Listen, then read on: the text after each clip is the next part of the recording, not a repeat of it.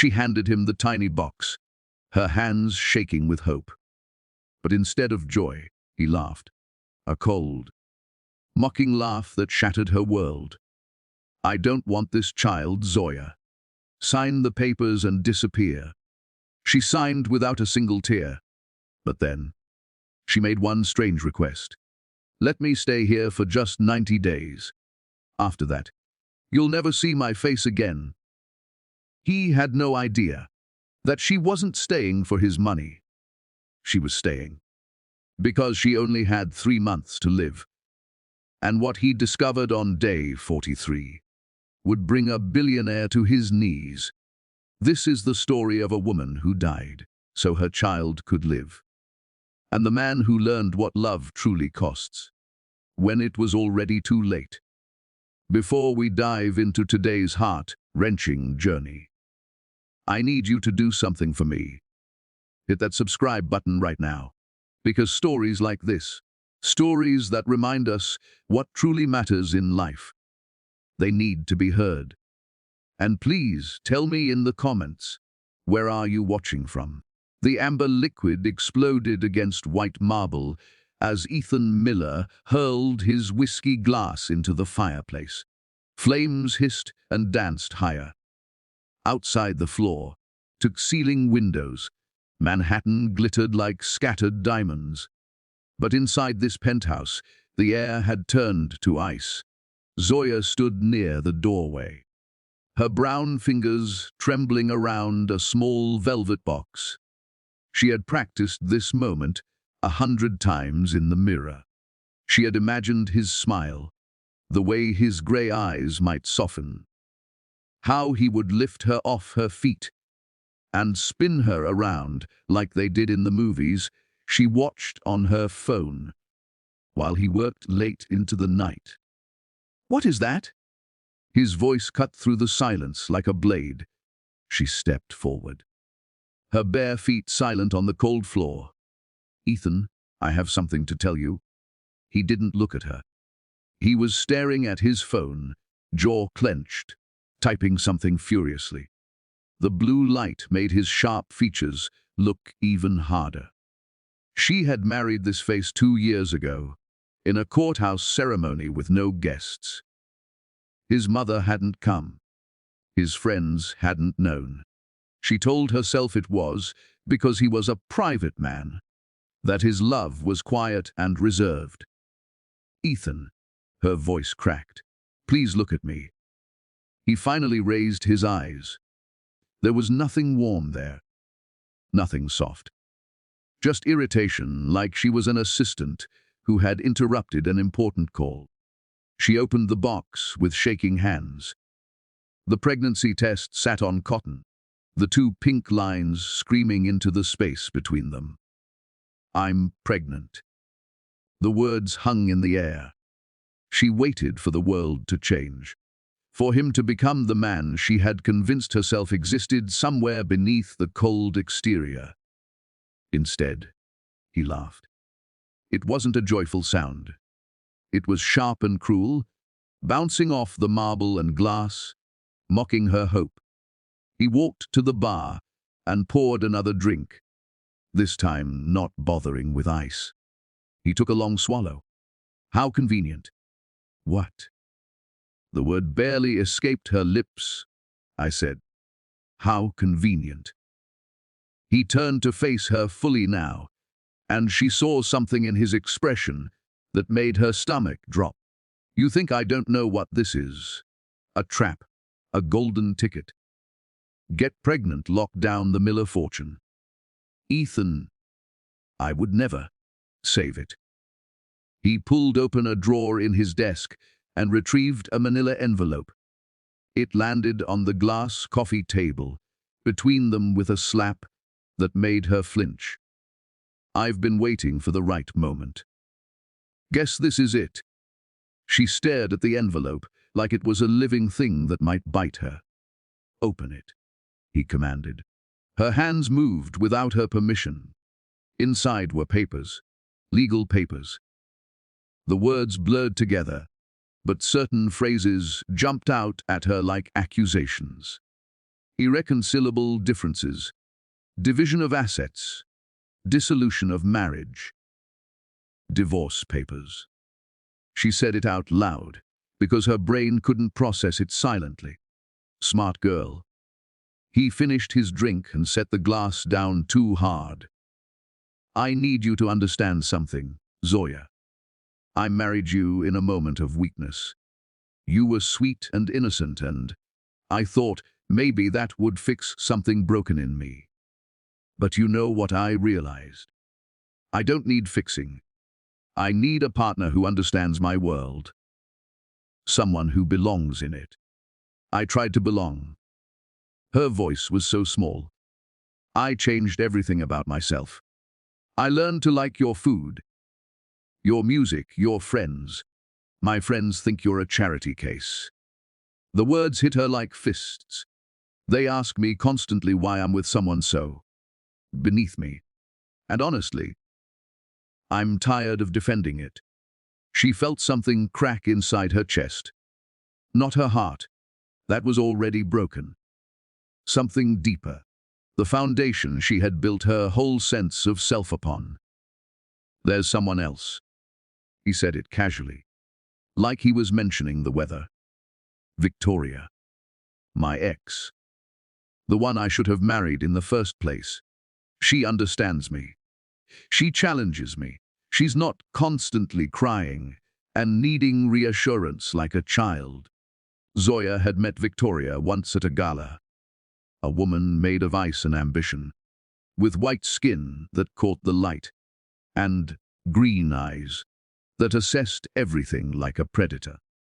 She had looked at Zoya the way someone might look at a stain on expensive upholstery.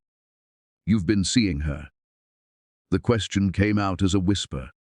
For 6 months, he shrugged. She's everything you're not, Zoidant. Powerful. The kind of woman who should be on the arm of a man like me, the baby. She put her hand on her still, flat stomach. What about? I don't want this child. He said it so easily, like he was declining dessert at a restaurant. A man like me needs an heir, sure. But not like this. Not from someone like you. I need a queen, Zoya.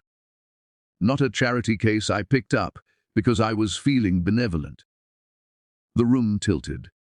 She grabbed the edge of the sofa to steady herself. Sign the papers. He pushed a pen across the table toward her. My lawyers have been generous. You'll get $50,000. That's more than enough for someone from your background. Take it and disappear. She looked at the pen, at the papers, at the man she had loved with every molecule of her being. The man she had left her family for, her culture, her language. She had learned to drink coffee instead of chai. To say, "You're welcome," instead of "my pleasure." To straighten her naturally curly hair, because he once mentioned he preferred it sleek. And he had been sleeping with Victoria for 6 months. Something shifted in Zoya then. The tears that had been building behind her eyes dried up. Her hands stopped shaking. She picked up the pen with fingers was suddenly steady. I'll sign. Her voice came out clear and strong. Ethan blinked, surprised. He had expected begging. Tears. Drama. But I have one condition. He laughed. You're not in a position to make conditions. Let me stay in the guest house. She met his eyes without flinching. For 90 days. After that, you will never see my face again. You won't hear from me. You won't be bothered by me. I'll vanish like I never existed. Why would you want to stay? Suspicion crept into his voice. I have nowhere else to go. It was partly true. And I need time to figure things out. 90 days. That's all I ask. You won't even know I'm here. He studied her, trying to find the angle. But her face was calm, almost peaceful, like she had accepted her fate. Fine. He shrugged. 90 days. But you don't come into the main house. You don't attend any events. And if Victoria asks, you're already gone. Understood. Understood. She signed the papers right there. Each stroke of the pen, feeling like she was crossing out her own existence. When she finished, she stood and walked toward the door with her head high. Zuya. She paused but didn't turn around. I hope you understand this isn't personal. It's just business. I need someone who adds value to my life. She finally looked back at him. The chandelier light caught her brown skin, making her glow like burnished gold. In that moment, she looked almost ethereal. I understand perfectly, Ethan. You want someone who adds value to your life. But you never learn to see value in things that don't come with a price tag. She closed the door softly behind her, leaving him alone in his palace of glass and marble and emptiness. What Ethan didn't know was that earlier that day, in a small clinic in Harlem, another doctor had handed Zoya a different kind of paper. A diagnosis: stage 4 glioblastoma. Inoperable, untreatable with a pregnancy. She had 3 months to live. Maybe 4 if she was lucky. The baby growing inside her was a miracle, and a death sentence wrapped together. The tumor was aggressive, spreading through her brain like dark fingers. Every day it pressed harder against the parts of her that made her herself. The headaches had started months ago. The blurred vision. The moments where she forgot simple words or couldn't remember why she had walked into a room. But she had kept it hidden because she knew the truth about her marriage. It was already over. It had been over long before Victoria, before the coldness, before the contempt. Maybe it had never really begun. In the guest house, she sat on the edge of the narrow bed and placed both hands on her stomach. The room was small and plain, nothing like the luxury of the main house. But it felt more like home than anywhere she had lived in the past 2 years. It's just you and me now, she whispered to the tiny life inside her. I'm going to make sure you get to exist, even if I don't. Outside, rain began to fall on Manhattan, washing the streets clean while leaving everything dirty underneath. Ethan stood at his window, watching the storm, feeling nothing at all. He texted Victoria. It's done, she signed. We can move forward. The response came immediately. About time. I'm already planning the engagement party. Something tasteful. Nothing like that courthouse disaster. He smiled and poured another drink. In 90 days, this would all be a memory. The brown girl from Brooklyn who had believed in fairy tales. The mistake he had made in a moment of weakness. He had no idea that in 90 days, he would be the one begging. That the girl he threw away would become the ghost that haunted every corner of his hollow empire. The rain fell harder, and in the guest house, Zoya opened a notebook and began to write letters to a child she would never see grow up. Week 1 passed like a slow death. Zoya moved through the guest house like a ghost, and Ethan convinced himself he didn't notice. But he did. The way the lights stayed on late into the night. The sound of soft crying that carried across the garden when he stepped onto his balcony for air. He told himself it was satisfaction he felt, not guilt. Victoria came over on Wednesday. She swept through the penthouse like she owned it, already rearranging furniture. Commenting on the dreadful ethnic artwork Zoya had hung in the hallway. Ethan had them taken down that same day, by Friday. There was no trace of Zoya left in the main house, except the faint smell of sandalwood that lingered in the master bedroom closet. "I can still smell her," Victoria complained, spraying French perfume like she was exorcising a demon. "You need to get this place professionally cleaned. That curry smell just clings."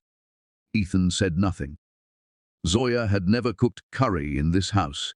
She had learned to make his favorite meals instead. Medium, rare steak, Caesar salad, pasta carbonara. But he didn't correct Victoria.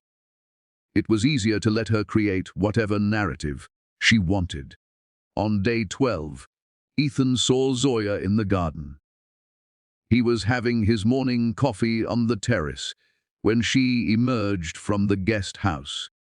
She wore a simple white dress that hung looser than it should have. Her hair was uncovered, falling in natural waves down her back. She looked thinner, much thinner. She was planting something. He watched as she knelt in the dirt with her bare hands, digging small holes and placing seeds with careful precision. There was something ritualistic about her movements, like she was performing a sacred ceremony. What is she doing? Victoria appeared beside him, her voice sharp with irritation. "I don't know." He kept his eyes on Zoya's figure. "She's staying in the guest house for a few more weeks. Per our agreement. You're letting her stay." Victoria's perfectly shaped eyebrows shot up. "Ethan, that's pathetic. Just pay her extra and kick her out. She'll be gone soon enough." "Not soon enough for me." Victoria turned away, her heels clicking on the marble. "I'm not planning our future with your past, still living in the backyard like some kind of squatter." That afternoon, Victoria threw a party. She didn't ask Ethan. She informed him. 30 of Manhattan's elite crowded into the penthouse, drinking champagne that cost more per bottle than most people made in a month. Victoria was in her element, showing off the space like it was already hers. "Ethan, darling, tell everyone about the merger." She pulled him into a group of his business associates. He launched into the story automatically. The words came easily. This was his language: profit margins, market dominance, hostile takeovers. These people understood him. They valued the same things he did. Power, success, legacy. "Is it true your wife was some kind of immigrant?" one of the women asked, her voice dripping with false sweetness. "How exotic!" "Ex-wife," Victoria corrected sharply. "And yes, she was very rustic. Ethan has much better taste now." They all laughed. Ethan should have felt something. Pride, maybe. Satisfaction at having Victoria by his side, claiming him in front of everyone.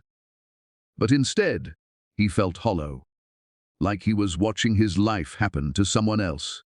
"I need some air," he muttered, extracting himself from the group. He stepped onto the terrace and immediately saw her. Zoya stood near the guest house, barely visible in the fading light. She was watching the party through the windows, not with longing or sadness, but with something else. Pity, maybe. Or perhaps just quiet observation. Like an anthropologist studying a foreign tribe, their eyes met across the garden. She didn't look away. She didn't cry. She simply held his gaze for a long moment, then turned and walked back into the guest house, closing the door softly behind her.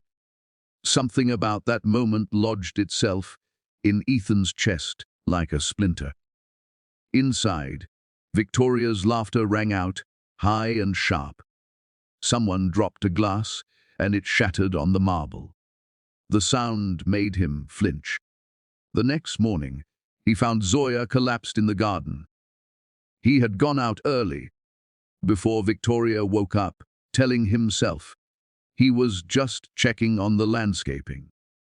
The truth was he couldn't stop thinking about the way Zoya had looked at him the night before. Like she could see straight through him to something rotten underneath. She was lying beside her newly planted garden, one hand stretched toward the seedlings. Her white dress was stained with dirt and something darker. Blood. Zoya! He ran to her before he could think better of it. She was breathing but unconscious. Her skin was cold and pale, almost gray. He scooped her up. She weighed nothing, like holding a bird, and carried her inside the guest house. The space shocked him. He hadn't been inside since she moved in. It was sparse but carefully arranged. There were flowers in a simple vase, books stacked neatly on the floor, and on the small table, medication bottles. So many bottles. He laid her on the bed and grabbed his phone, but her hand shot out and caught his wrist with surprising strength. Don't. Her eyes opened, focusing on him with effort. No hospitals. You're bleeding. You passed out. I need you to leave. She pulled her hand back and turned her face to the wall. Please, Ethan, just go. What's wrong with you? The question came out harder than he intended. Are you sick? Does it matter? She didn't look at him. You made it clear I don't matter. So whether I'm sick or not is irrelevant. That's not what was he doing? Why did he care? Fine. But if you die in my guest house, it becomes my problem. So try not to do that. He left, slamming the door harder than necessary. Victoria was awake when he returned to the penthouse. Where were you? Dealing with landscaping issues. She wrinkled her nose. That's what staff is for, darling. Don't tell me you were checking on her. Of course not. But that night, he couldn't sleep. He stood at his window, staring at the guest house. The light was on. Through the thin curtains, he could see Zoya's shadow moving slowly, like every step took enormous effort. He poured himself a drink, then another. By his third, he convinced himself he didn't care if she was sick. She had probably caught some common illness and was being dramatic. That's what Victoria said when he casually mentioned Zoya looked unwell. She's probably faking it for sympathy, Victoria had said, examining her manicure. Or drugs. I bet she's on drugs. You should have her tested. Include in the divorce settlement. Proof she's an unfit mother. That way, if she tries to come after you for child support, you'll have ammunition. The divorce is already finalized. Even better. Then you don't have to care what happens to her. But he did care. That was the problem. Not because he loved her. He was sure he didn't. Sure he never had. But because something about the way she held herself, the quiet dignity with which she accepted her exile, made him feel like the villain in a story he didn't remember signing up for. On day 20, a man showed up at the guest house. Ethan was working in his home office when he saw the black Mercedes pull up the drive. A tall man in an expensive suit got out, carrying a medical bag. He walked directly to the guest house without hesitation, like he had been there before. Rage exploded in Ethan's chest. She was seeing someone already. She was probably planning to pass off his child as some other man's. This was exactly the kind of manipulation Victoria had warned him about. He stormed across the garden, not bothering with a jacket, despite the October chill. He didn't knock. He threw the door open so hard it bounced off the wall. Zoya was sitting on the bed. The man was beside her, checking her pulse with gentle, practiced fingers. They both looked up at the intrusion. "What the hell is this?" Ethan's voice came out as a roar. The man stood slowly, his face shifting from concern to something cold and dangerous. He was tall, maybe even taller than Ethan, with the same sharp features and grey eyes. But where Ethan's eyes were cold, this man's held controlled fury. "Hello, little brother." The words hit Ethan like a physical blow. He stared at the man, his brain struggling to process what he was seeing. Marcus. Dr. Marcus Reed, Ethan's older brother by 7 years. The golden child who had walked away from the Miller fortune to become a doctor. The son their father had disowned for choosing purpose over profit. Ethan hadn't seen him in almost a decade. "What are you doing here?" Ethan's voice came out strangled. Marcus looked at him with undisguised disgust. "What do you think I'm doing?" "I'm checking on my patient." "Your patient?" Ethan's eyes snapped to Zoya. "You know him?" She said nothing. Her face was calm, almost serene. Like she had expected this confrontation. "Of course she knows me." Marcus set down his stethoscope with careful precision. "I'm her oncologist." The word hung in the air like a bomb waiting to detonate. Ethan heard it but couldn't process it. "Oncologist. Cancer doctor. What are you talking about?" Marcus laughed, but there was no humor in it. "You really don't know, do you? You're so busy playing billionaire games that you didn't even notice your wife is dying." The world tilted. Ethan grabbed the doorframe to steady himself. "That's not possible. She's fine. She has 3 months to live." Marcus said it brutally, without softness.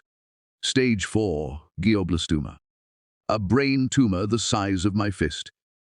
It's killing her, Ethan. Every single day, it's eating away at her brain. And she's letting it because treating it would kill the baby." Ethan's knees went weak. He looked at Zoya, searching for denial in her face. But she just stared back at him with those dark, knowing eyes. "You're lying," he whispered. Marcus pulled out a tablet and shoved it toward Ethan. "There's her MRI. See that shadow? That's death, brother. That's what you're too blind to notice, while you're parading your mistress around upstairs." Ethan stared at the image. The white mass blooming like a poisonous flower in the gray tissue of her brain. His brain couldn't make sense of it. This had to be a mistake. A manipulation. "She's faking this." He looked at Marcus desperately. "She's trying to..." Marcus moved so fast Ethan didn't see it coming. His fist connected with Ethan's jaw, sending him staggering backward. The pain was sharp and real, cutting through the fog. "Don't you dare." Marcus's voice was deadly quiet. "Don't you dare accuse her of faking this. She came to me 2 months ago, terrified and alone. She begged me not to tell you, because she didn't want your pity. She asked me for one thing, to help her stay alive long enough to deliver your child safely. That's it. That's all she wants. To die giving life to the baby of a man who threw her away like garbage." Ethan touched his jaw, tasting blood. "Why didn't she tell me? Why would she?" Zoya spoke for the first time, her voice soft but cutting. "You made it very clear you don't want this child. Why would I tell you I'm dying to give you what you don't even want? But you could get treatment. You could..." "Treatment would kill the baby," Marcus interrupted. "Radiation, chemotherapy, it would end the pregnancy immediately. She chose life over her own life. That's the woman you're divorcing, Ethan. Someone who values an unwanted child more than her own survival." Ethan felt like he was drowning. The walls were closing in. This couldn't be real. There has to be another way. Private doctors, experimental treatments. I'm the best in my field. Marcus's voice was ice. And I'm telling you, there's no way to save them both. She's made her choice. The only question is whether you're man enough to respect it. Ethan looked at Zoya.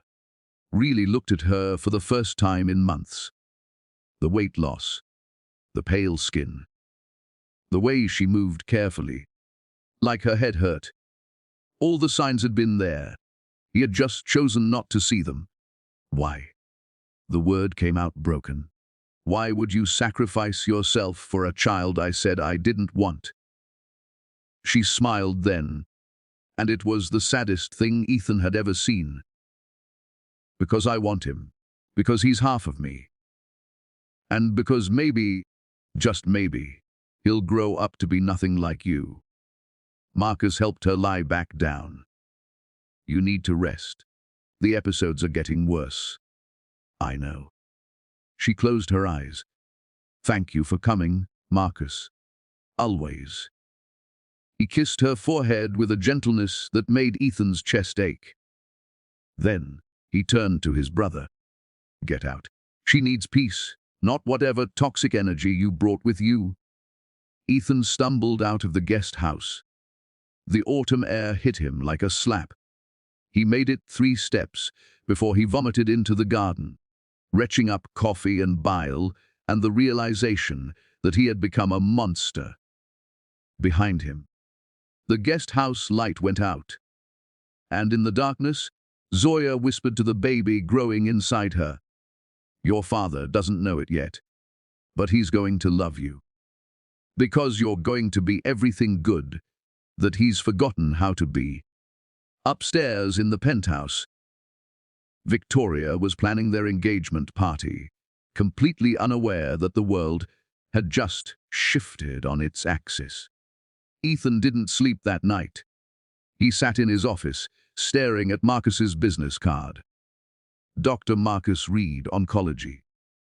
Memorial Sloan Kettering Cancer Center.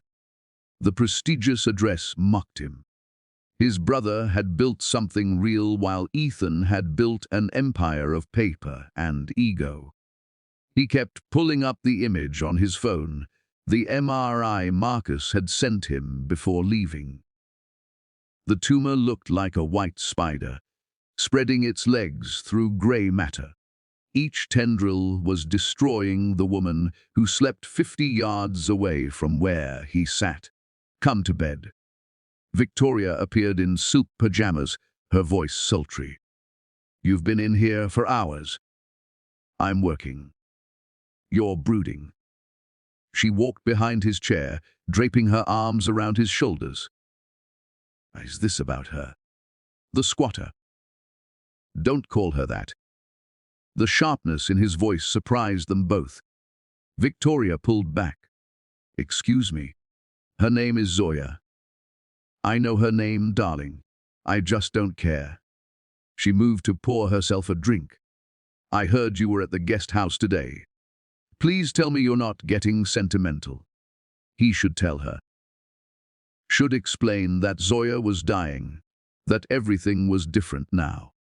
But Victoria's face was already arranged in an expression of bored irritation, like he was discussing something tedious. The divorce is final, he said instead. That's what matters. Good. She kissed the top of his head. Because I've invited everyone to the engagement party next weekend. It's going to be spectacular. A real statement about new beginnings. After she left, Ethan walked to his window. The guest house was dark. He imagined Zoya in there, alone with her death sentence and her stubborn love for a child that would kill her. He had 3 months.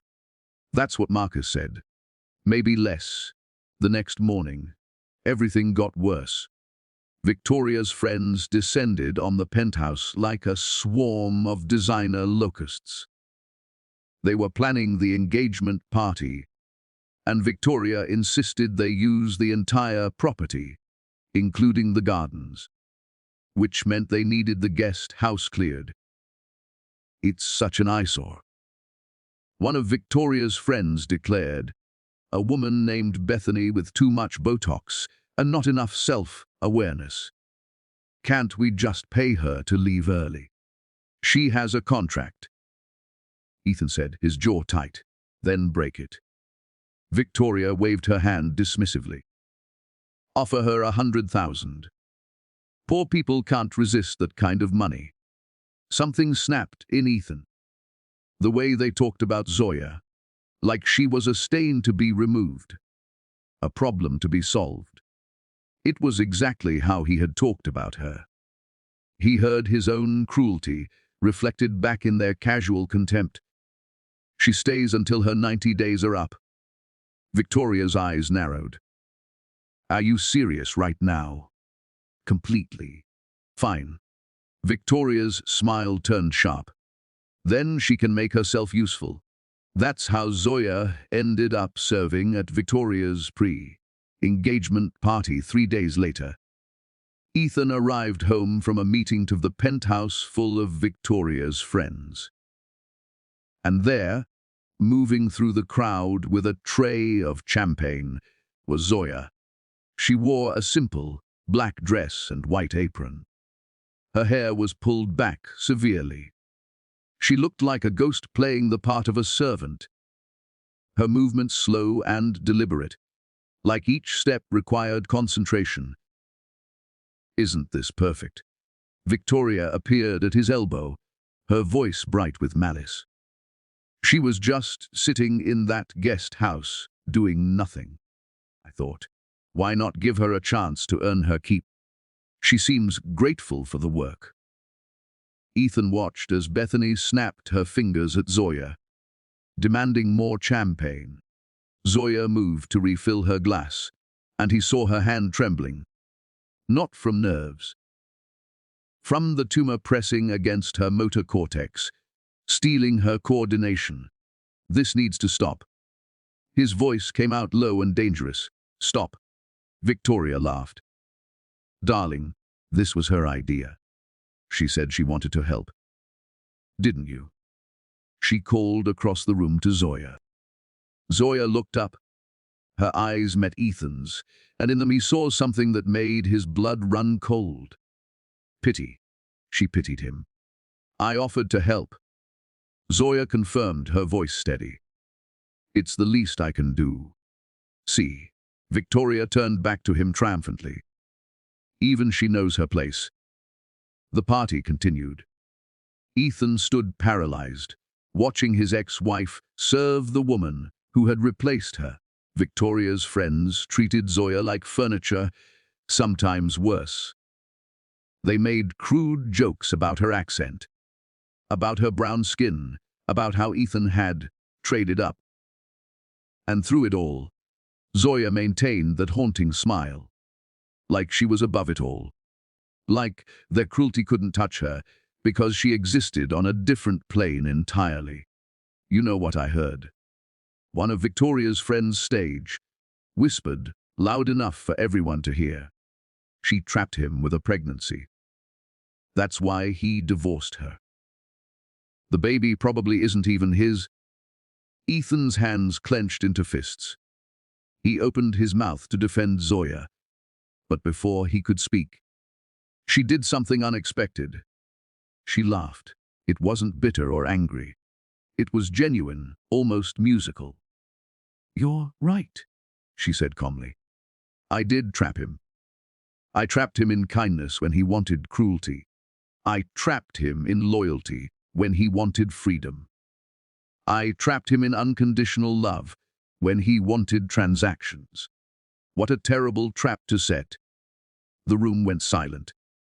Victoria's smile froze on her face. Zoya set down her tray carefully. Thank you for letting me serve tonight. It reminded me of something important. You can dress people in expensive clothes and teach them expensive words, but you can't buy class. You can't purchase grace. and you certainly can't buy a soul. Excuse me. She walked out of the penthouse with her head high, leaving a room full of people who suddenly felt very small. Ethan followed her. He couldn't help himself.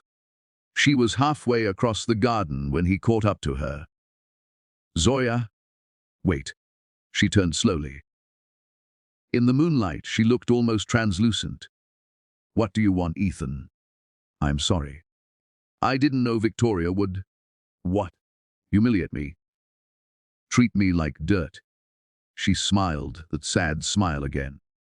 You spent 2 years teaching her exactly how to treat me, Ethan. She's just following your lesson plan. That's not fair. Isn't it?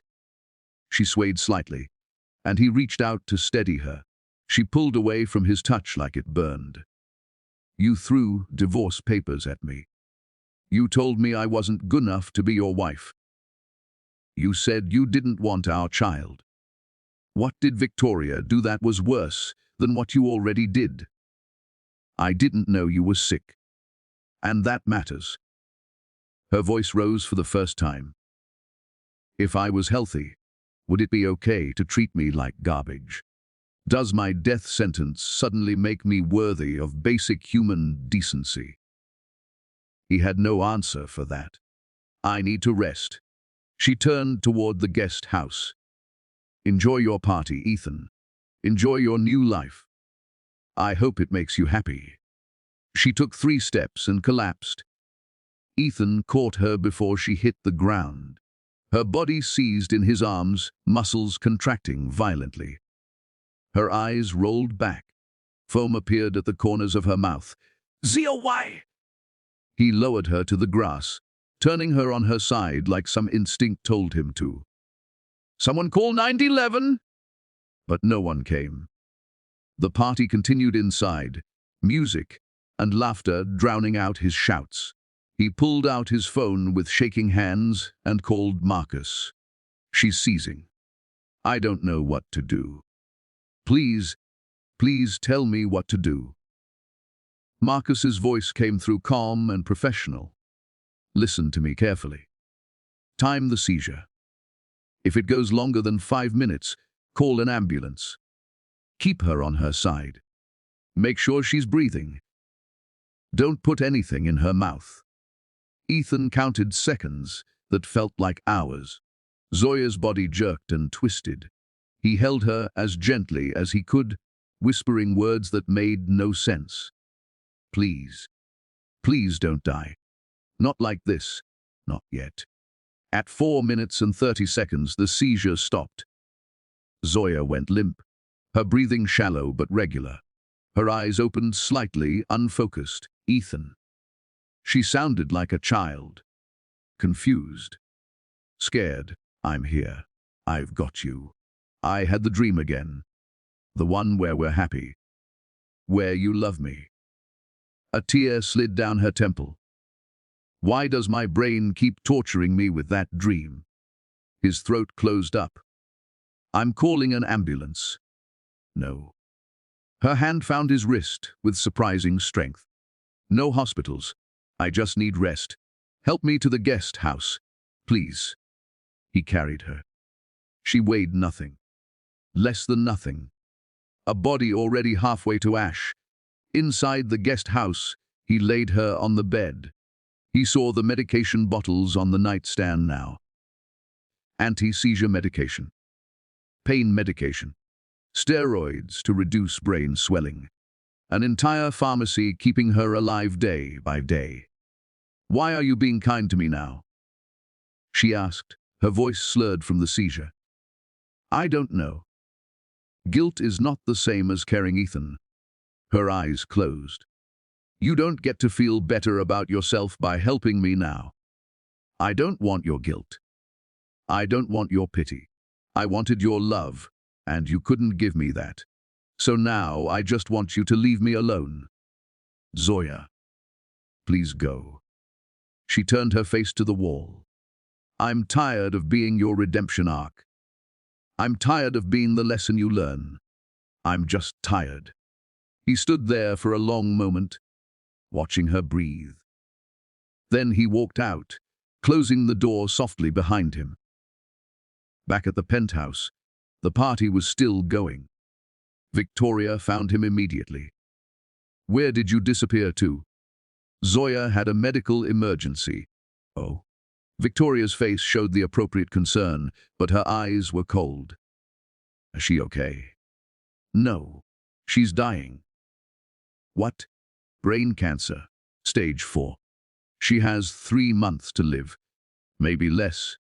He expected shock, sympathy, something human. Instead, Victoria's face cycled through several emotions before landing on irritation. "Are you seriously telling me this now?" In the middle of our party, Ethan stared at her like he was seeing her for the first time. Really seeing her. The beautiful mask over the hollow center. "Get out." "What?" "Get out of my house." "The party's over. Everyone needs to leave." "Ethan, you're being ridiculous. You're letting her manipulate you even now." "GTOT!" His voice echoed off marble and glass. Victoria's face went white with rage. "You're going to regret this. I'll make sure everyone knows what kind of man you really are." "They already know," he said quietly. "I'm the kind of man who throws away treasure because he's too blind to see it. Now get out before I have security remove you." She left in a fury, her friends trailing behind her like confused ducklings. The penthouse emptied in minutes. Ethan stood alone in the silence, surrounded by half-empty champagne glasses and the ruins of his performance as a happy man. He walked to his window. The guest house light was on. Through the thin curtains, he could see Zoya's shadow. She was sitting up, writing something. Even now, even after a seizure that could have killed her, she was writing. He would learn later that she was writing letters. One for every month of their child's life until he turned 18. 12 letters per year, 216 letters total. Each one filled with love and wisdom and the desperate hope that her son would grow up to be better than his father. But Ethan didn't know that yet. All he knew was that he had spent 2 years married to an angel and had treated her like a burden. And now he had 90 days, minus 30 already gone, to figure out how to live with that truth. In the guest house, Zoya finished her letter and sealed it. Month 7, she wrote on the envelope. "When you start to doubt yourself." She placed it with the others in a box under her bed. Then she took her medication and closed her eyes, praying for one more day to love the child who would never remember her. Days 30, 5 through 50. 5 passed in a fog of tension. Ethan broke up with Victoria publicly and spectacularly. She responded by telling everyone that he was unstable, that he was having a breakdown over his ethnic ex-wife. The society pages had a field day. His phone exploded with messages from business associates concerned about his judgment. He ignored all of it. Instead, he found himself watching the guest house. Not in a creepy way, he told himself. Just checking. Making sure Zoya was okay. Which was ridiculous because she clearly wasn't okay. She was dying. But the idea that she might die alone, without anyone noticing, made his chest tight with something he couldn't name. He saw Marcus's car twice more. Each visit lasted hours. Ethan wanted to go over there, to demand updates, to do something. But Zoya had made it clear she wanted nothing from him. So he watched from a distance like a ghost haunting his own property. On day 43, a new person appeared. Ethan was in his office when he heard the knock on his door. Not the doorbell, the actual door to his private office. No one came to this door except staff, and staff always announced themselves first. He opened it to find a woman he didn't recognize. She was maybe 60, with brown skin and grey hair pulled back in a bun. She wore a simple salwar kameez and carried herself with quiet authority. "Mr. Miller," she said with a slight accent. Zoya's aunt. His heart stopped. "Does she know you're here?" "No. And I would appreciate if you did not tell her." Mira walked past him into the office without waiting for an invitation. She looked around at the expensive furniture, the view, the obvious wealth. Her expression remained neutral. "I came because Marcus called me. He is worried about her, and he thought I should know what is happening. I didn't know she had family in New York. I am all she has." Mira sat down in one of his leather chairs. "Her parents disowned her when she married you. A Muslim girl marrying a white American man who barely paid their family any respect. They said she was dead to them. So she came to me." The words hit him like stones. "I didn't know." "There is much you do not know, Mr. Miller. But I am not here to scold you. I am here to ask you something important." She leaned forward, her eyes sharp. "Are you going to let her die alone? She doesn't want me around." "I did not ask what she wants.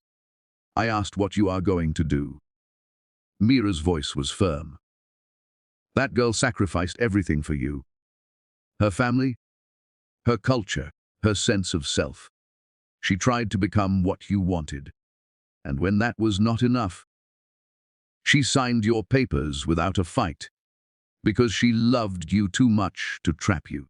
Now she is dying to give you a son you said you did not want. So I ask again, are you going to let her die alone?" Ethan's throat felt like sandpaper. "What do you want me to do?" "I want you to be a man instead of a coward." Mira stood. "I want you to go to her and apologize. I want you to sit with her in her final days. I want you to make sure she knows that her life mattered to someone. Can you do that, Mr. Miller? Or is your pride more important than her peace?" She didn't wait for an answer. She walked to the door, then paused. "She keeps a garden. Did you know that? I saw her planting something. She is planting flowers for your son. Roses, because they are strong. Jasmine, because they smell like home.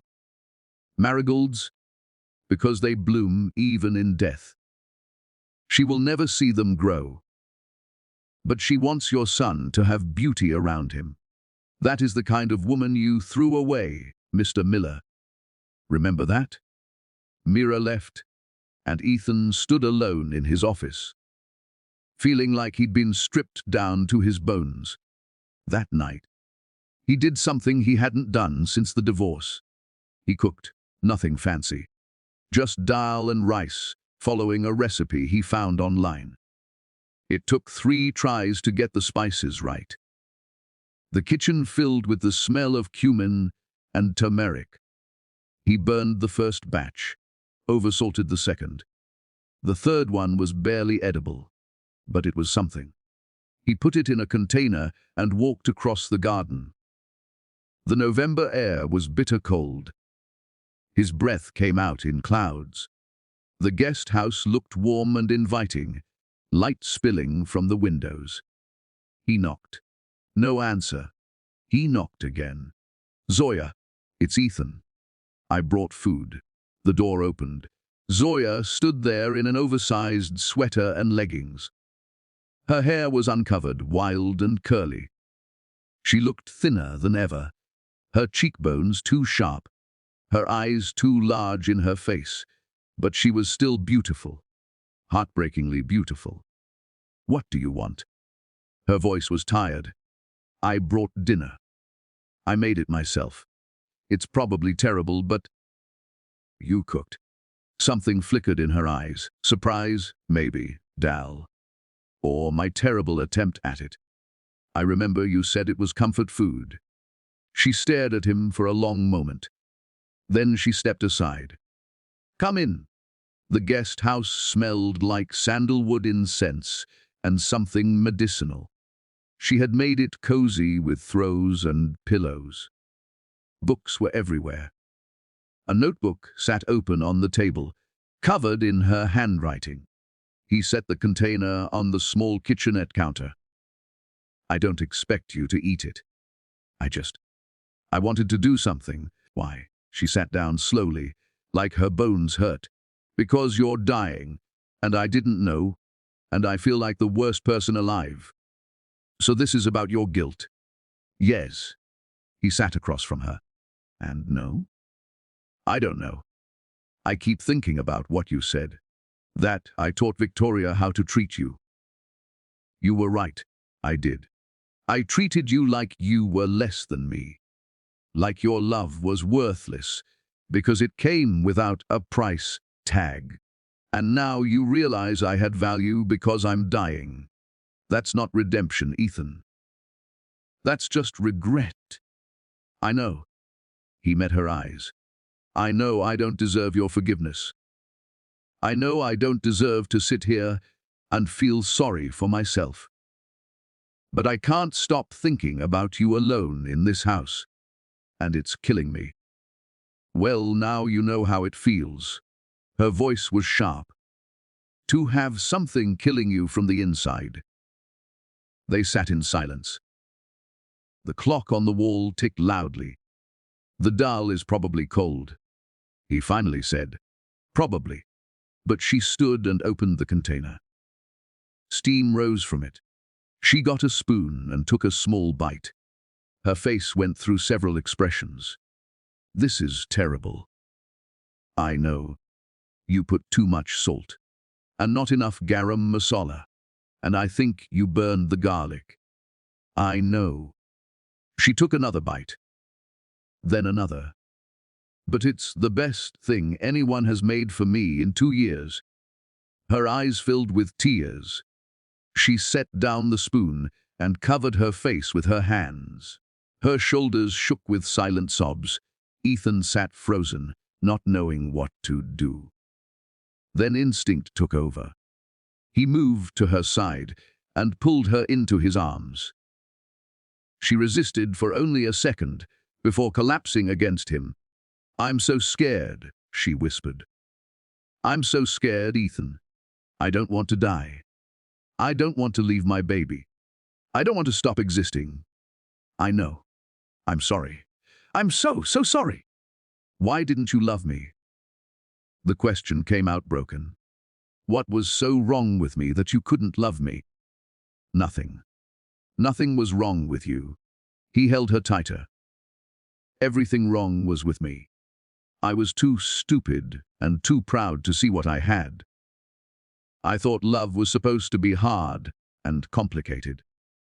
I didn't understand that you were giving me the real thing.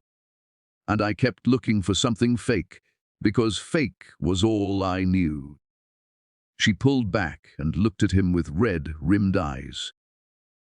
You can't fix this with pretty words, Ethan. You can't make this okay. I know. Then why are you here? Because Mira asked me if I was going to let you die alone.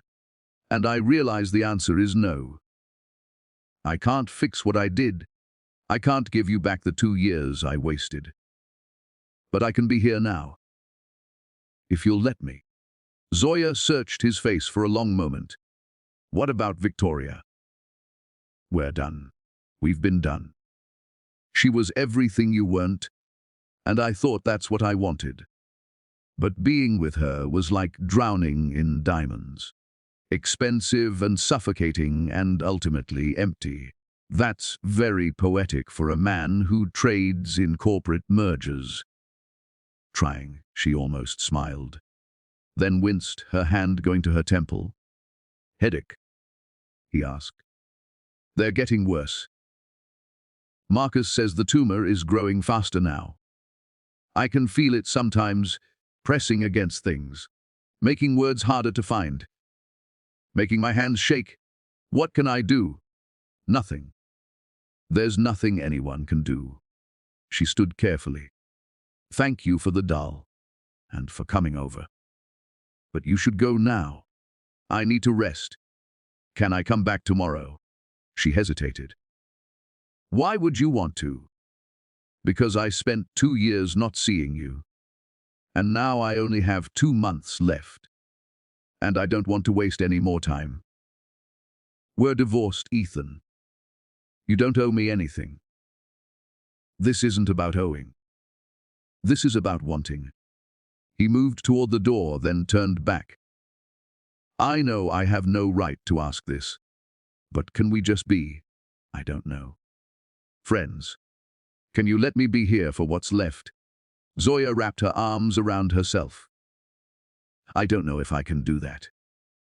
Every time I look at you, it hurts. It reminds me of everything I lost, everything I'll never have. Then don't look at me. Just let me be in the room. Let me help with small things. Let me make terrible food and sit quietly and just be present. Please? She was quiet for so long he thought she would say no. Then she nodded once, barely perceptible. Okay. But Ethan, don't fall in love with me now. I don't have the energy to deal with your guilt disguised as affection. If you're going to be here as a friend, nothing more. I can do that. He left feeling lighter than he had in weeks. He didn't examine why. Didn't question the relief that flooded through him at the idea of being allowed back into her orbit. In the guest house, Zoya sat down and picked up the dal container. She ate the rest of it slowly, even though it was terrible, because it was the first time in 2 years that Ethan had done something just for her. She didn't let herself hope. Hope was dangerous when you had a death sentence. But maybe, just maybe, she could have a friend for the time she had left. That was enough. It had to be enough. Outside, the first snow of the season began to fall on Manhattan, covering everything in white, making the world look clean and new, even when underneath everything was the same. In his penthouse, Ethan stood at the window and watched the snow fall on Zoya's garden.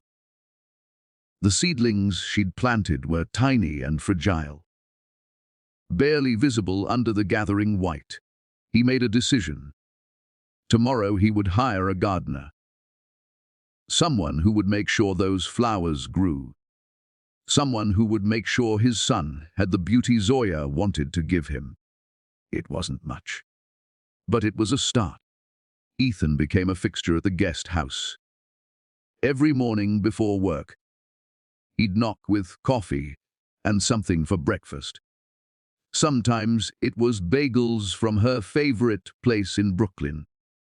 He'd had to call Mira to find out where.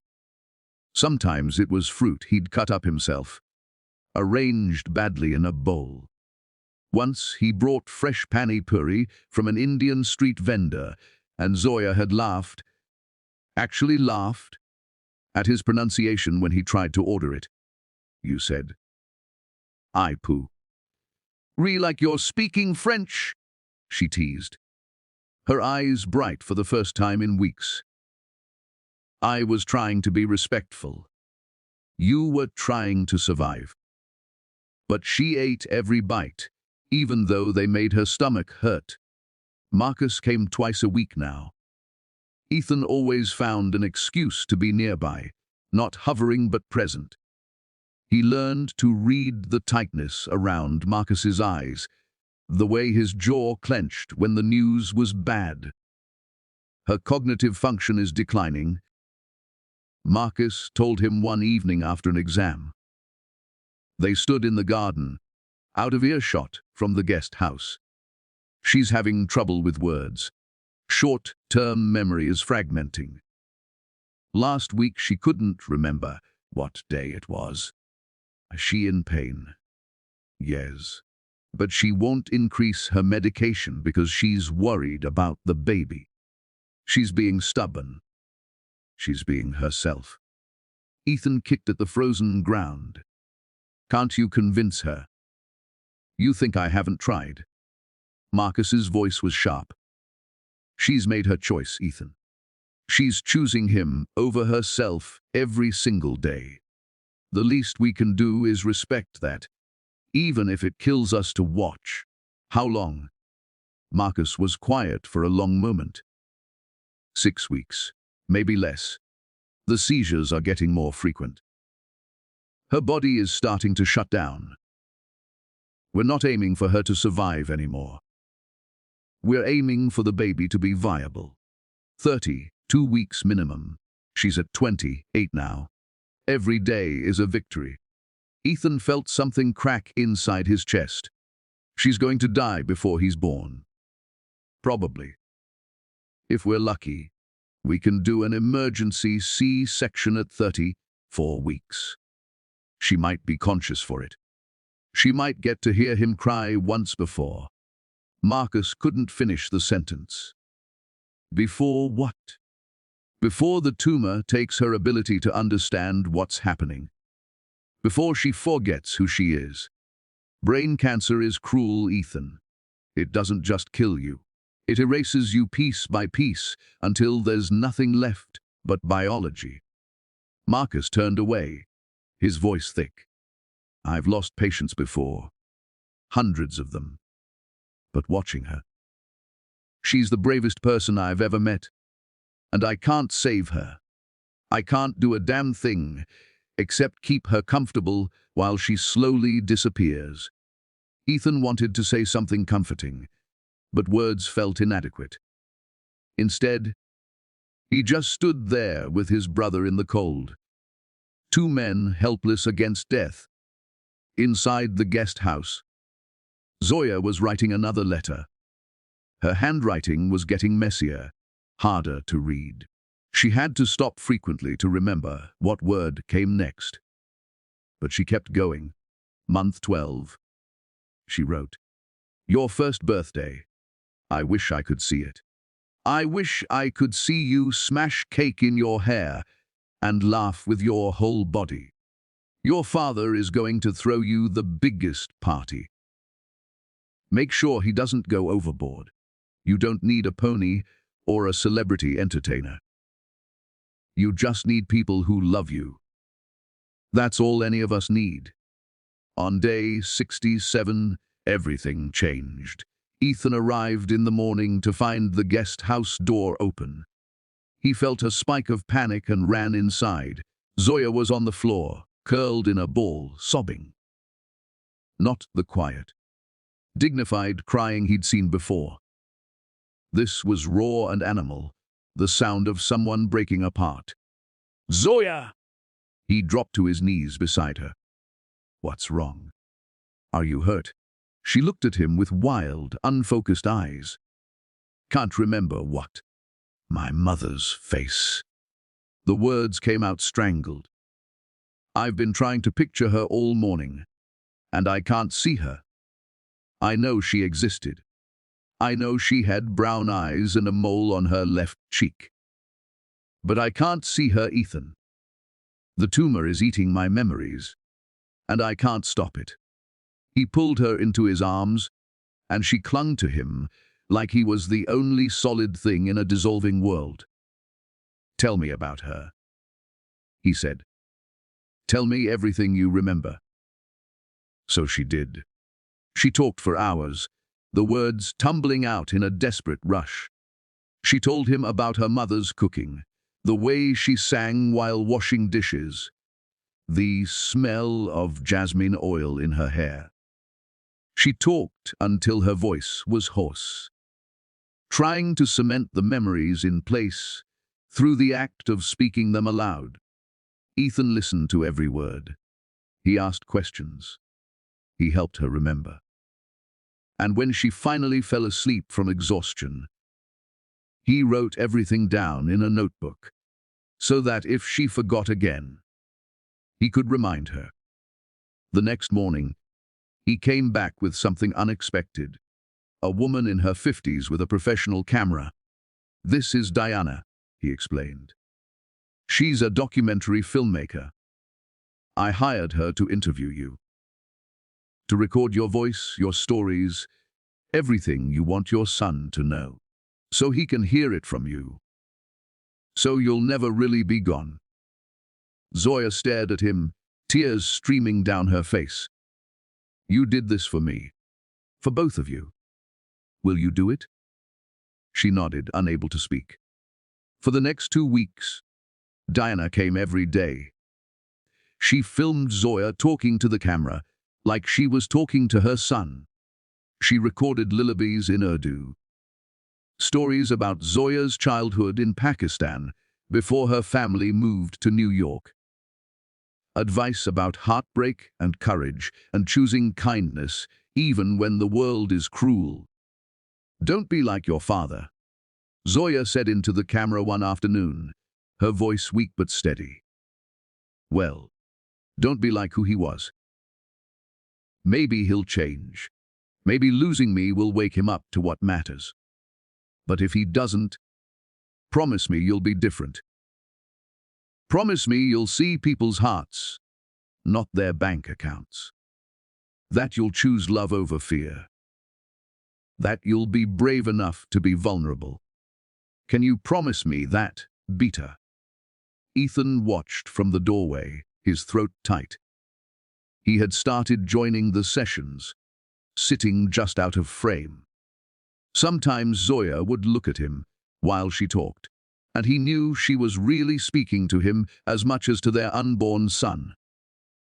On day 78, Mira invited Ethan to dinner. He arrived at her small apartment in Queens, nervous in a way he hadn't been since his first business pitch. The apartment smelled like spices and warmth. Photos covered the walls, Zoya as a child, smiling and gap-toothed. Zoya as a teenager, serious and beautiful. Zoya on her wedding day, standing alone because Ethan hadn't invited anyone from his side.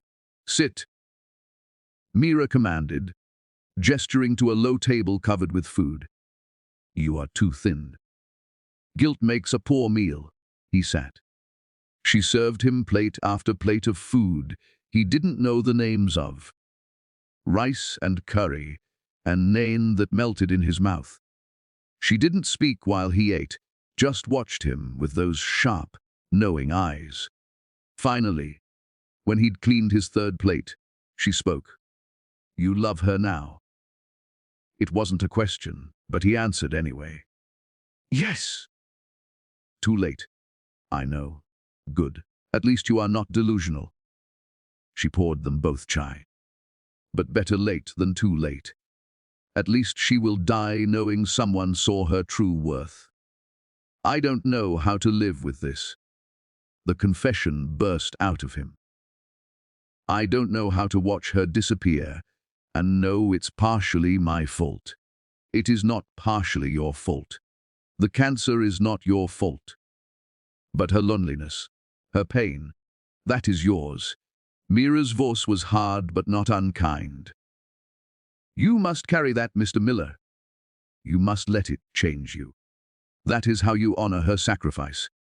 "I don't know how to change." "Then learn. For your son. He will need a father who knows how to love without conditions. Can you be that man?" "I don't know." "Then figure it out quickly. You do not have much time." They sat in silence, drinking chai, while outside the city rumbled on, indifferent to their private tragedy. On day 82, Zoya had another massive seizure. Marcus rushed over with a portable ultrasound. The baby's heartbeat was strong, a fierce, rapid drumming that filled the guest house. "He's okay," Marcus said, his relief palpable. 31 weeks now. "We're so close." Zoya was barely conscious, her eyes rolling, her words slurred. Will I make it?"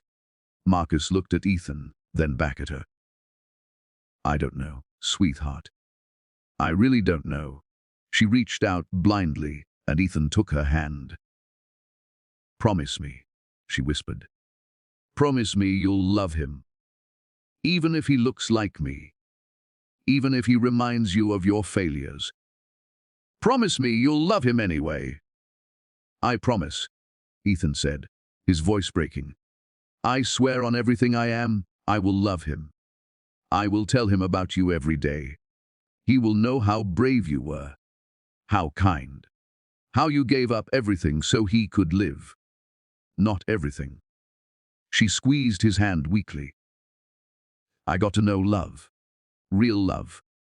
It almost destroyed me, but I got to feel it. That's more than nothing. She fell asleep. Marcus administered medication, adjusted her drip lines, checked her vitals.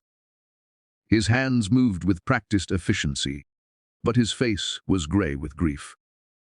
She's not going to wake up tomorrow, is she? Ethan asked. She might. She's surprised me before. Marcus sat back heavily. But we're out of miracles, Ethan. The tumor is in her brain stem now. It's pressing on everything that keeps her alive. We're at the point where I'm trying to keep her comfortable and keep the baby safe. Those are my only goals now. How long? Days. A week if we're lucky. I need to schedule the C-section for day 80, 7 at the latest. We can't risk waiting longer. Will she be conscious for it? I'll do everything in my power to make sure she is. She deserves to meet him, even if it's only for a minute. Ethan stayed in the guest house that night, sleeping in a chair beside Zoya's bed. He woke every time she moved, every time her breathing changed. At 3 a.m, she opened her eyes. Ethan. I'm here. I had a dream we were at the ocean. You, me, and a little boy with brown skin and your gray eyes. We were building sandcastles, and we were happy. It felt so real. Maybe it was a memory from the future. A different timeline where I wasn't an idiot. She smiled, her face illuminated by moonlight streaming through the window. In every timeline, I love you. That's the curse and the gift. No matter how badly you hurt me, I can't stop loving you. Isn't that pathetic? No. He moved from the chair to sit on the edge of the bed. It's the most beautiful thing anyone has ever given me, and I was too broken to recognize it. But I see it now, Zoya. I see you. And I'm sorry it took me so long to open my eyes. Do you love me now? She asked it so quietly he almost didn't hear. He could have lied, could have told her what she wanted to hear to give her peace. But Zoya had always deserved truth, even when truth was painful. I don't know if what I feel is love or grief or guilt, or some combination of all three. But I know that the thought of a world without you in it makes me want to stop breathing. I know that every moment I spend with you now feels like the first real moments of my life. And I know that I will regret every second I didn't cherish you for the rest of my existence. Is that love? Maybe. Or maybe it's just me finally understanding what I lost. She reached up and touched his face. That's honest. Thank you for being honest. I should have been honest 2 years ago. I should have told you that I was broken and empty, and I didn't know how to let someone love me. I should have warned you that I would hurt you. Maybe you would have run. I wouldn't have. She let her hand drop. I was too in love with the idea of saving you. I thought if I just loved you hard enough, you'd become the man I needed. That was my mistake. You can't love someone into being different. They have to want to change. I want to change now. I know. But it's too late for me. So change for him. She placed a hand on her swollen belly. Be the father he deserves. Don't make him earn your love. Just give it freely the way I gave it to you. Can you do that? I'll try. I'll fail sometimes, but I'll try. That's all anyone can do. Her eyes started to close. Ethan, when I'm gone, don't make me into a saint. Tell him the truth. Tell him I was human and flawed, and sometimes petty. Tell him I ate too much ice cream and cried during every movie and sang off key in the shower. Don't let me be a perfect ghost he can never live up to. Let me be real. I will. I promise. She fell asleep again, and Ethan sat there until dawn, watching her breathe, memorizing every detail of her face, trying to hold on to something that was already slipping away. Outside, the city woke up. People went to work, complained about traffic, bought coffee, lived their lives completely unaware that in a guest house in Manhattan, a woman was preparing to die so her son could live. And somewhere in the universe, if there was any justice at all, that kind of love mattered. That kind of sacrifice meant something. Ethan chose to believe it did. He had to believe it did, because the alternative was unbearable. Chapter 60, The Last Mercy, Day 80. 7 arrived too quickly and too slowly. Time playing tricks in the way it does when you're counting down to an ending. Marcus scheduled the C-section for 2 p.m. She won't make it much longer, he told Ethan the night before. Her brain is swelling. She's barely conscious anymore. But I'll give her enough stimulants to wake her for the delivery. She'll get maybe 5 minutes. 10 if we're lucky. Then her body will shut down. Minutes, Ethan's voice cracked. That's all she gets. After everything. That's all any of us get in the end. Marcus put a hand on his brother's shoulder. We spend our whole lives thinking we have time, and then suddenly we're out of it. 5 minutes is more than some people get. We'll make them count. The morning was surreal. Ethan sat with Zoya, who drifted in and out of consciousness. Sometimes she knew who he was. Sometimes she called him by other names, her father, her brother, people from her past bleeding into her present as her brain misfired and rerouted around the tumor. Mira arrived at 11. She brought clothes, a beautiful green salwar kameez that she carefully dressed Zoya in, braiding her hair with flowers woven through it. She always wanted to look nice for important occasions. Mira explained, her hands gentle. This is the most important day of her life. She should look like herself. Diana came too, with her camera. I'll document everything, she promised. So he'll know. So he'll see how much she loved him from the very first breath. At 1:30, the medical team arrived. Marcus had pulled strings to bring everything they needed to do the delivery at the guest house. A hospital would have been safer, but Zoya had been adamant. She wanted to meet her son in the place she'd chosen to die. The place that had been more home to her than the penthouse ever was. They converted the small bedroom into an operating room. Bright lights, sterile equipment, the smell of antiseptic cutting through the sandalwood incense. It felt wrong, this clinical invasion of Zoya's peaceful space, but necessary. At 1:45, Marcus injected Zoya with a cocktail of stimulants and pain medication.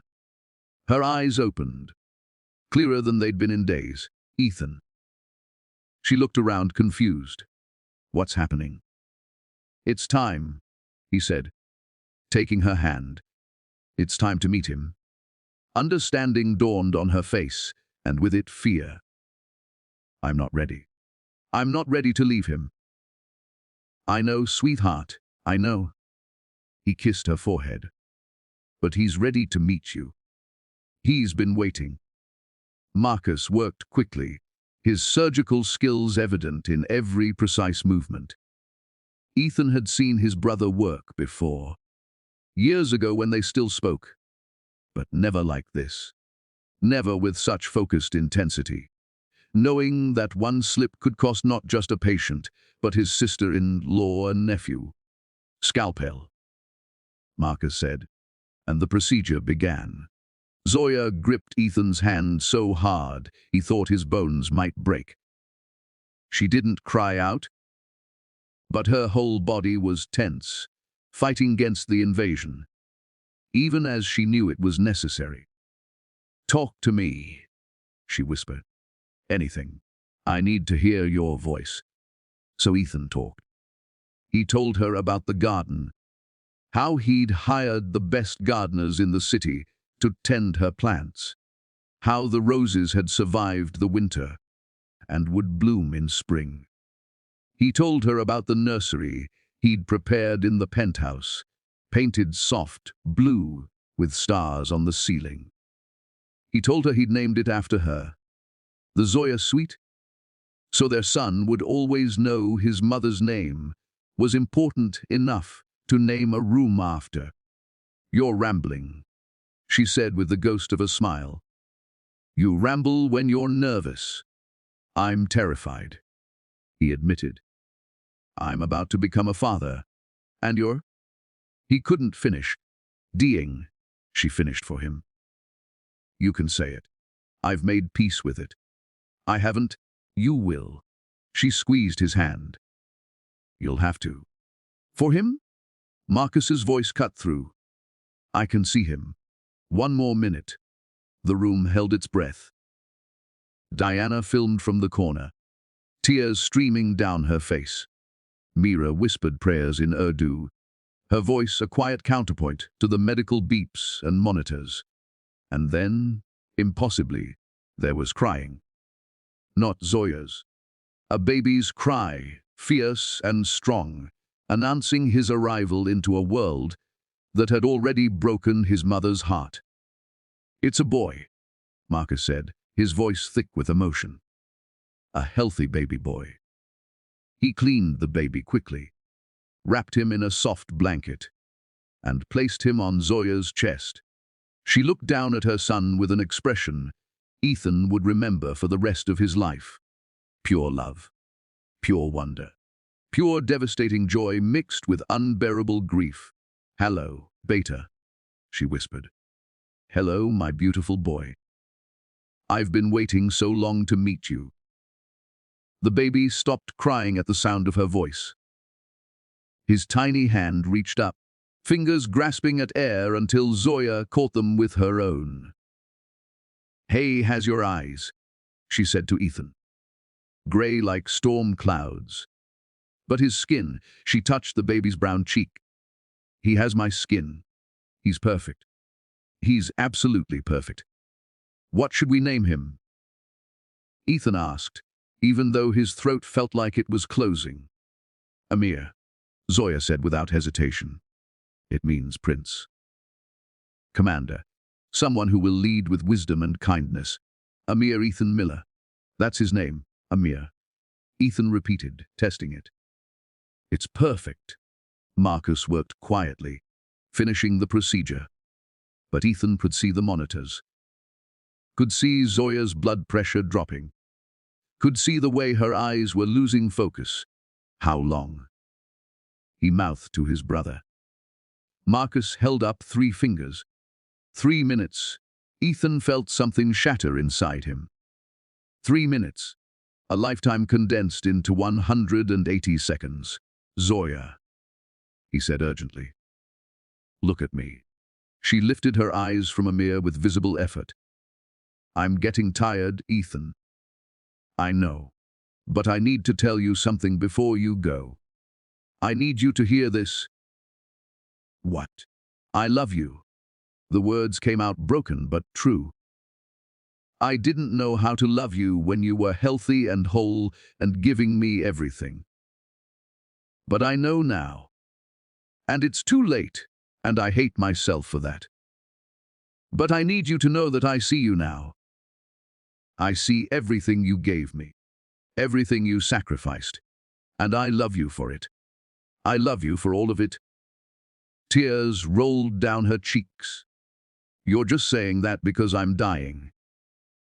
Maybe, but it's still true. You're the best person I've ever known, Zoya, and I was too blind and stupid to see it. But our son, he's going to know. I'm going to tell him every day how brave you were, how kind, how you loved him more than your own life. He'll know, I promise.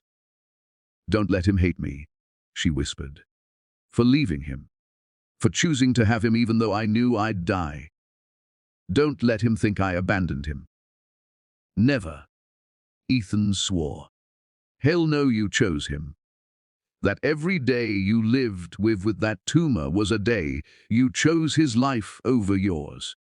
He'll know he was wanted. He'll know he was loved from before his first breath. Amir made a small sound, and Zoya looked down at him one last time. I have to go now, Beta. I'm sorry. I'm so sorry I can't stay. But your father will take care of you. He's not perfect, but he's trying. Give him a chance, okay? And know that wherever I am, I'll be watching. I'll be proud of you. I'll be loving you. Always. She kissed Amir's forehead, her lips lingering for a long moment. Then she looked at Ethan. Take him, please. I don't want him to feel me go. Ethan gently lifted Amir from Zoya's chest. The baby protested, crying for his mother. But Ethan held him close, his own tears falling onto his son's head. I've got him, he told Zoya. I've got him, and I won't let go. I promise, she smiled. That's all I needed to hear. Her eyes closed. The monitors beeped frantically. Marcus moved forward, but Mira stopped him with a hand on his arm. Let her go with peace, Mira, said quietly. She's earned it. So they stood there, Ethan, Marcus, Mira, and Diana, witnesses to the end of Zoya Miller's life at 20:17 p.m. on a cold January afternoon. She died like she'd lived the past 90 days, quietly, with dignity, having given everything for someone she loved. Marcus called the time of death, his voice professional even as his hands shook. He closed Zoya's eyes, arranged her carefully, made her look peaceful. She's gone, he said unnecessarily. Ethan couldn't speak. He just held Amir, who had stopped crying and was looking up at him with those grey eyes. His son, Zoya's son, the product of a love he'd thrown away and a sacrifice he'd never deserved. Mira began to pray, the Arabic words washing over them like a blessing. Diana captured it all on film. The grief, the new life, the terrible beauty of birth and death happening in the same breath. Later, after the medical team had taken Zoya's body, after the guest house had been cleaned and emptied, Ethan sat alone in the penthouse holding his son. Amir slept peacefully, unaware that the world had just shifted on its axis. Marcus found him there at midnight. You should sleep. I can't. Every time I close my eyes, I see her face. The way she looked at him. Like he was everything she'd ever hoped for. Was. Marcus sat down heavily. She loved that baby more than life itself. Literally, how do I do this? Ethan looked at his brother desperately. How do I raise him without her? How do I make sure he knows her when she's gone? You tell him stories. You show him videos. You let Mira teach him about his heritage. And you love him so fiercely that he never doubts he was wanted. Marcus paused. And you change. Ethan, you become the man she believed you could be. That's how you honor her memory. The months that followed were brutal. Ethan stepped down as CEO, putting someone else in charge, while he figured out how to be a father. The society pages had a field day. Billionaire has breakdown after ex-wife's death. Miller, fortune in chaos. What really happened to Zoya Miller? He ignored all of it. He spent his days learning how to change diapers, how to warm bottles, how to hold a baby that's small without breaking him. Mira moved into the penthouse, taking over the guest bedroom. She taught him everything: how to swaddle Amir the way Zoya would have wanted, which lullabies to sing, how to pray over his son even though Ethan wasn't Muslim. It's not about religion, Mira explained. It's about connection, about making sure Amir knows he comes from somewhere, that he has roots in two worlds. Ethan had Zoya's garden moved to the roof. He hired the best horticulturists to ensure every plant she'd touched survived and thrived. By spring, the roof was an explosion of roses, jasmine, and marigolds. He would bring Amir up there every morning, showing him the flowers his mother had planted. "Your mama did this for you," he would say, holding Amir up to smell the jasmine. "She wanted you to know beauty. She wanted you to know love. And even though she can't be here, she left pieces of herself behind. This is one of them." The Zoya Miller Foundation launched 6 months after her death. Every penny of Ethan's personal fortune went into it. Cancer research, support for immigrant families, scholarships for brown girls who wanted to be doctors or artists, or whatever they dreamed of becoming. The foundation's headquarters was in Brooklyn, in a building where one entire wall was covered with photos of Zoya. Zoya laughing, Zoya cooking, Zoya pregnant and glowing, Zoya holding Amir for those precious 3 minutes before she died. Diana's documentary premiered on the first anniversary of Zoya's death. It was called 3 Months, and it destroyed everyone who watched it.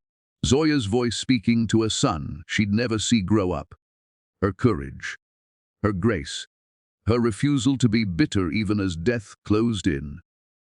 The documentary ended with Ethan holding newborn Amir, whispering, "Your mother was a queen, and you're her prince. Don't ever forget that." It won every award. But more importantly, it ensured that Zoya's story would never be forgotten. On Amir's first birthday, Ethan threw the party Zoya had described in her letter. Not too big, not too showy. Just family and people who had loved Zoya. Mira made all of Zoya's favorite foods. They sang happy birthday in both English and Urdu. And when Amir smashed his face into the cake, laughing with his whole body, Ethan felt Zoya's presence so strongly he could almost see her smiling in the corner. "I hope I'm doing this right," he whispered to the empty air. "I hope you're proud of him, of me. I'm trying, Zoya. I'm really trying." That night, after everyone had left, Ethan went up to the roof garden with Amir in his arms. The jasmine was in full bloom, the smell almost overwhelming in the warm summer air. "Your mother planted these for you," Ethan told his son, who was already sleepy and heavy in his arms. "She'll never know if they bloomed. But they did, buddy. They bloomed so beautiful it hurts to look at them." He sat down on the bench he'd had installed, made from the wood of a tree in Pakistan, in the village where Zoya's family had lived for generations. Another connection to a past his son deserved to know. "I was a terrible husband," Ethan continued, even though Amir had fallen asleep. But I'm going to be a good father. I'm going to make sure you know where you come from. I'm going to teach you to see people's hearts. I'm going to love you the way she loved you, without conditions, without fear, without holding back. That's my promise to her. And I don't break my promises anymore. The city lights glittered below them. Somewhere in the penthouse, Mira was cleaning up from the party, humming one of Zoya's favorite songs. Somewhere in the universe, if there was any justice, Zoya was at peace knowing her sacrifice hadn't been in vain. Ethan held his son and cried. Not sad tears, exactly. Grateful tears. Because even though he'd lost Zoya, he'd gained something more valuable than all his billions combined. He'd gained a soul. He'd learned what love actually meant. And he'd been given one more chance, in the form of a brown-skinned baby boy with grey eyes to get it right. Thank you, he whispered to the stars, to Zoya, to whatever force had brought him to this moment. Thank you for loving me enough to teach me how to be human.